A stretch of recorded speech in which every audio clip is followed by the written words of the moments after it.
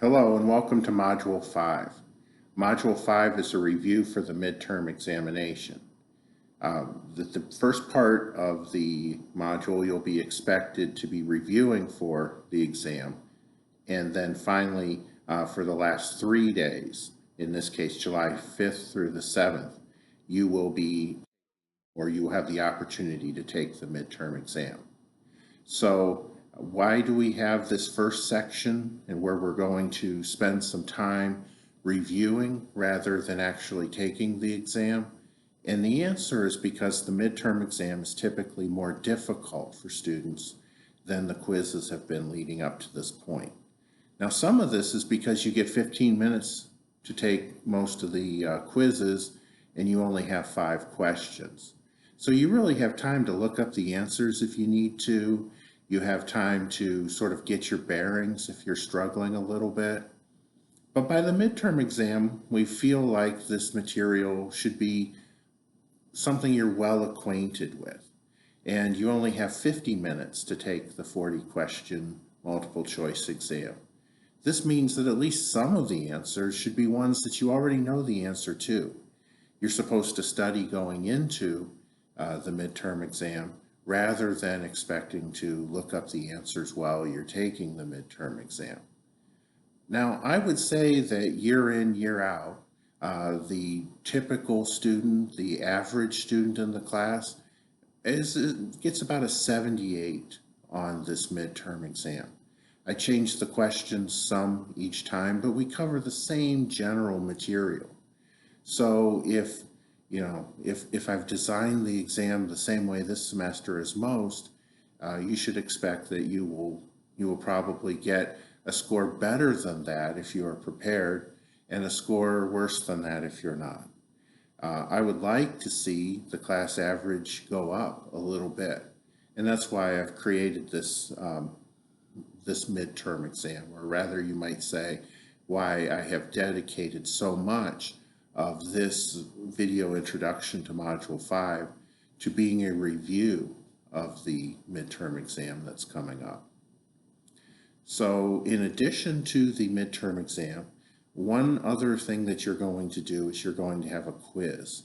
And that quiz is going to cover the material that's actually on the study guide for the midterm.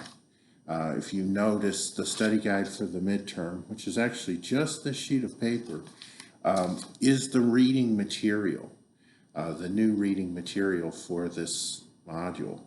Now, that's not the same as saying that I'm not hoping that you go back and you look at the textbook for the chapters that we're covering. It's not to say that I don't hope that you look at your notes. Feel free to review whatever you feel you need to in order to do the best you possibly can.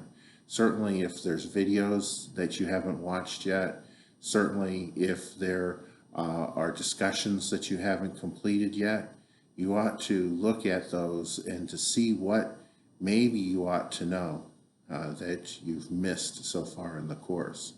Because after all, 40 points out of 190 points, this is a significant portion of your grade this semester. So it's worth spending some time to prepare. Now, my philosophy on a study guide is not that I would give you a whole bunch of words and say these are the key terms and that you should study the key terms. As a matter of fact, there is such a list of words. At the end of every chapter, there's a list of key terms and the page that you can find those key terms on.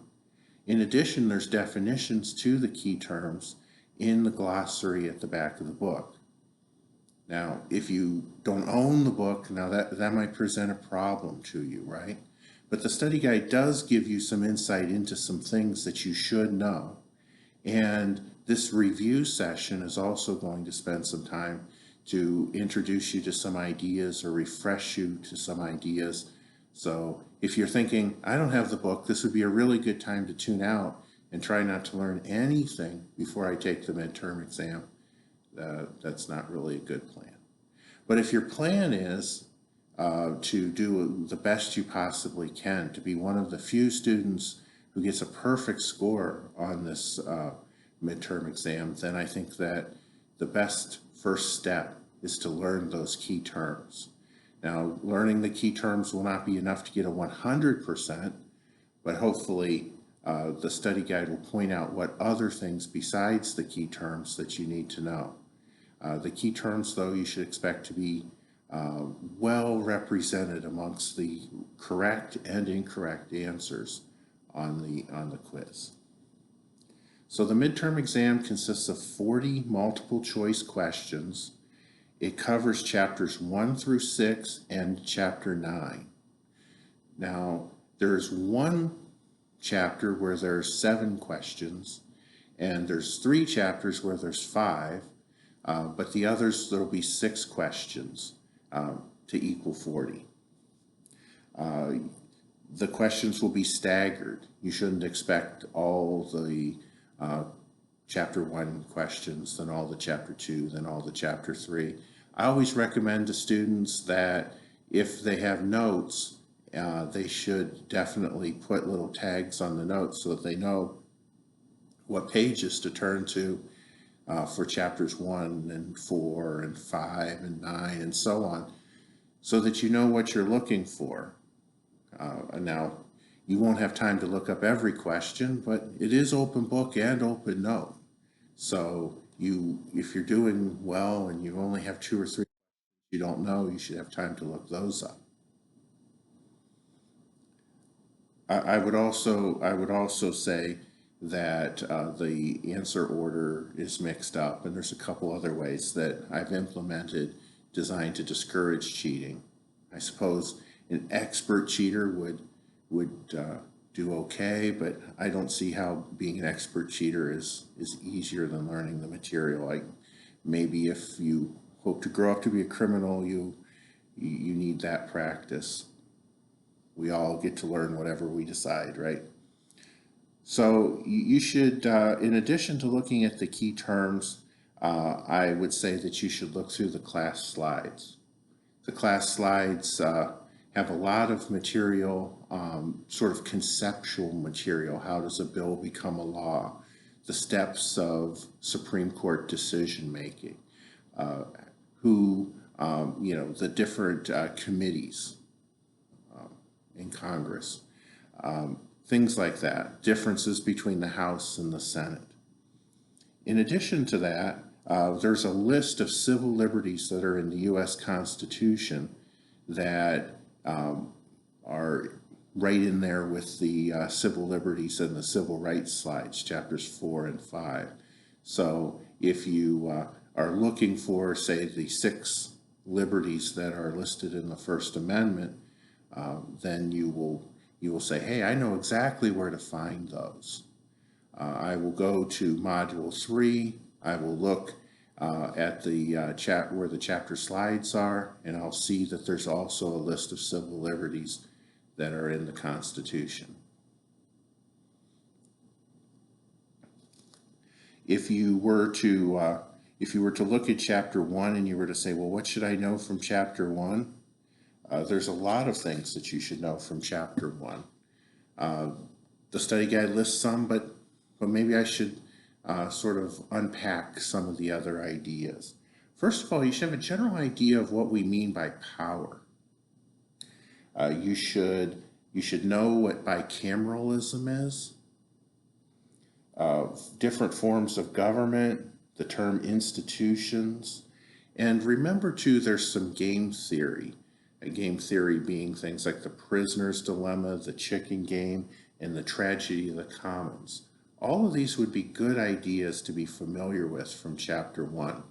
The idea of the free rider is probably one of the best explanations or justifications for government, that some people like to benefit from collective decision making without paying any of the costs. And so you should definitely look into that. Now in chapter 2, we start to talk about the structure of the U.S. government most specifically. And so in module 2, and so this would be chapters 2, which is the Constitution, but also 3, which is federalism. And so in chapter 2, you're going to want to look at the Electoral College, You're going to want to know some of the justifications for the Electoral College. One of the things that always surprises people is that in the United States, you don't need to get a majority of the popular vote to win the presidential election. Now, when that happens to the Democrats, which it's happened several times to the Democratic Party, that they receive the popular vote majority and then they lose in the Electoral College, and they say, we're going to change the Electoral College.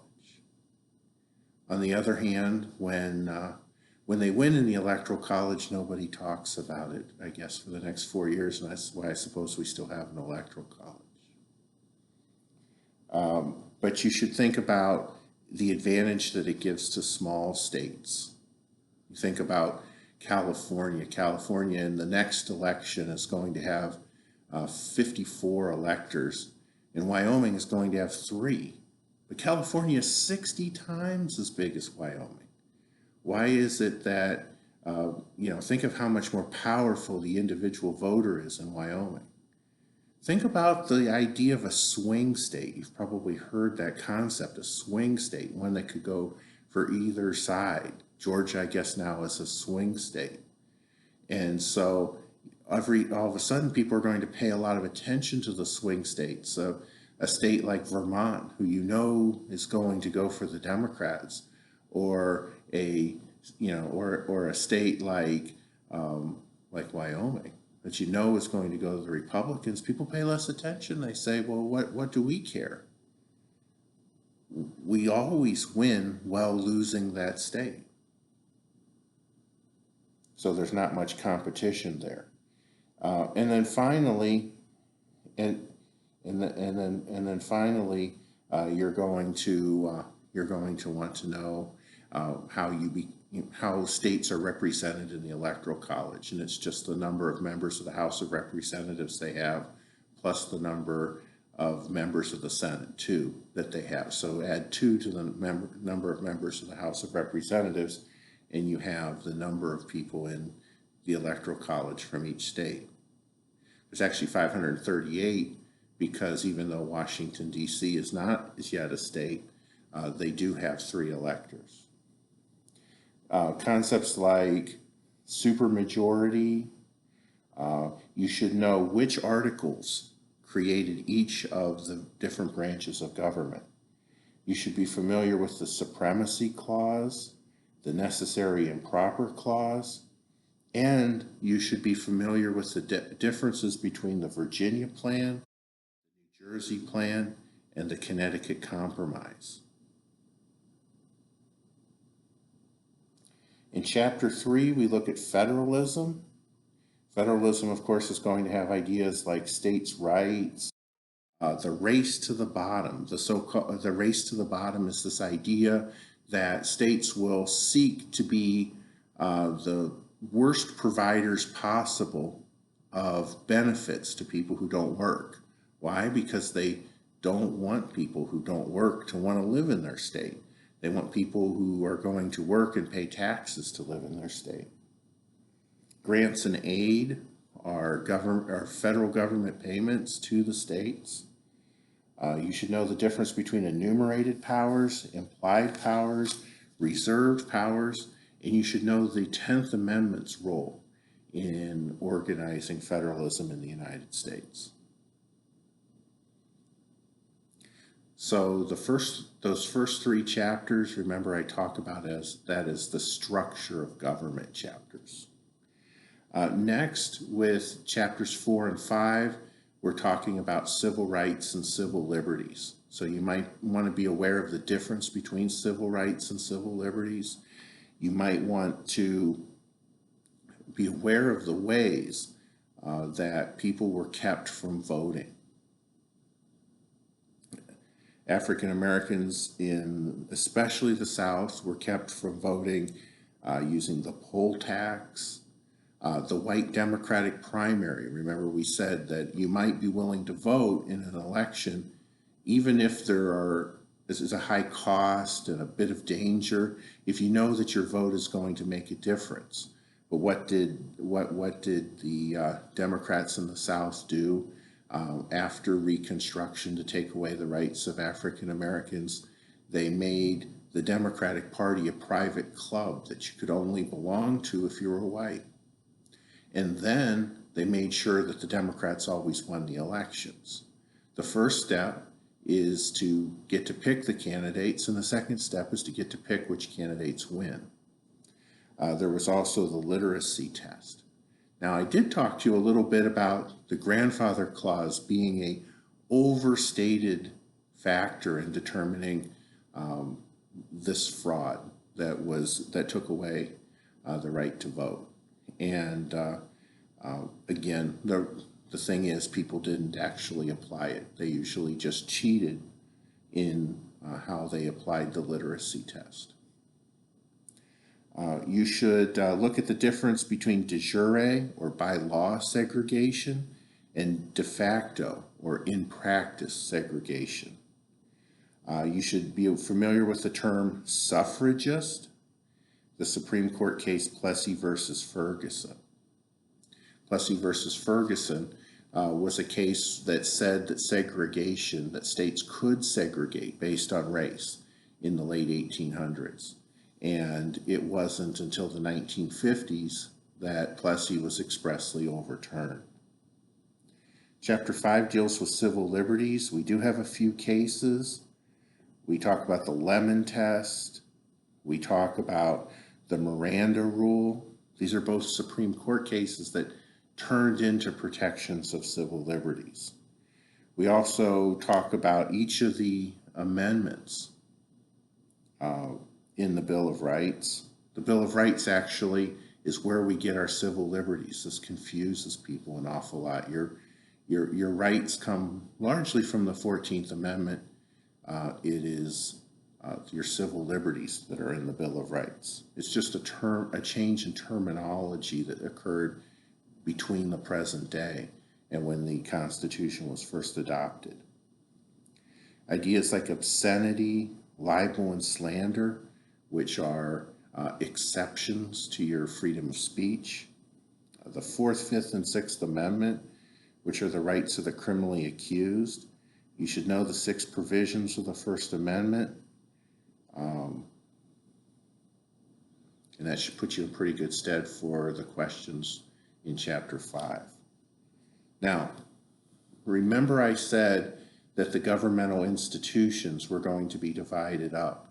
And in this first section of the course, we were going to look at Congress, and we were going to look at the court system as the 2 governmental institutions that we're going to pay attention to. After the midterm, we're going to look at the presidency and the executive bureaucracy. So for Chapter 6 about Congress, you're going to want to look at how does a bill become a law, who are the members of the leadership in the House and the Senate, so you should know both the positions, the people who hold the positions, and the role that that position holds within the hierarchy of their various of the 2 houses of Congress. Who is the most powerful person in the House? Who is the most powerful person in the Senate? Interestingly enough, it is not the Vice President who's the most powerful member of the Senate. The Vice President has an important role because, after all, she is a member of the executive branch who actually gets to break ties in the Senate. But as a senator, or as compared to the senators, her role is not that great. You should be familiar with the committees, the difference between standing committees and select committees and joint committees and conference committees, and differences between the House and the Senate generally. If I were to ask you the question, why is the gerrymander a factor in the House but not a factor in the Senate? One of the things you should jump into your mind right away is you should say, wait a second, it's because gerrymandering is the drawing of districts in a way that benefits one of the parties over the other. and they don't have districts in the Senate. Every senator is elected statewide. Then finally, in Chapter 9, we talk about the court system. Maybe a little bit of leaning toward the power of the Supreme Court, but we do talk about each of the levels of the federal courts. We talk about what kind of cases become cases heard by the federal courts. You should know who the Supreme Court justices are. Generally, I would say that if you're familiar with who the Chief Justice is, with who the newest justice is, with maybe the longest serving justice, the justice from Georgia, something like that, you should be in really good stead. You don't really need to know all 9 of them, although I suppose any of the 9 of them is a potential wrong answer where we're asking who is the Chief Justice, who is the newest justice. One of the disadvantages of asking you who the newest justice is I suppose we could get a new justice at any time, or at least a retirement at any time. The structure of the federal court system, what is the role of the Solicitor General versus the role of the Attorney General? Remember, the Attorney General is just the person who is the head of the Department of Justice, really a law enforcement official more than a legal official. The Solicitor General is actually the person who represents the United States in the Supreme Court and might be termed our top lawyer. You should talk the different legal briefs, the petitioner's brief, the respondent's brief, amicus curiae briefs. You should learn about writ of certiorari, the rule of 4, and the confirmation process for federal judges. So that's a lot of material. Right off the top of my head, actually right off the top of my head, I couldn't have told you all of those. I helped myself a little bit by looking at the exam, and I said, as I was doing it, I thought, obviously I could pass the test. I made the test, but it's a challenging test to somebody who has just been casually following along our course and hasn't spent a lot of time studying. Don't forget to do the quiz for Module 5. The quiz for Module 5 actually covers what's in the study guide.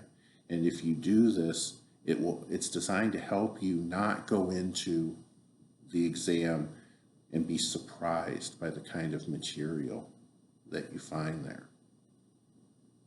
Otherwise, I'm trying not to have very much else going on for you in this module because I want you to focus on the exam and I want you all to do as well as you can. It's a bit, again, it is challenging always, but I want us to do remarkably well. I want this to be one of the best midterms that we've had. And if lucky, or if you work hard, that will happen. So I wish you all well. And if anybody has any questions leading up to the exam, that's fine. Once the exam opens, I'm not going to be able to answer any questions about what's on the exam. So the 3-day window kind of makes it a little difficult in that way. So make sure you ask your questions. I'll be checking my email through the 4th. I will be out from time to time over the weekend, but otherwise I will continue to check my messages right along. So good luck, and I'll talk to you all again soon.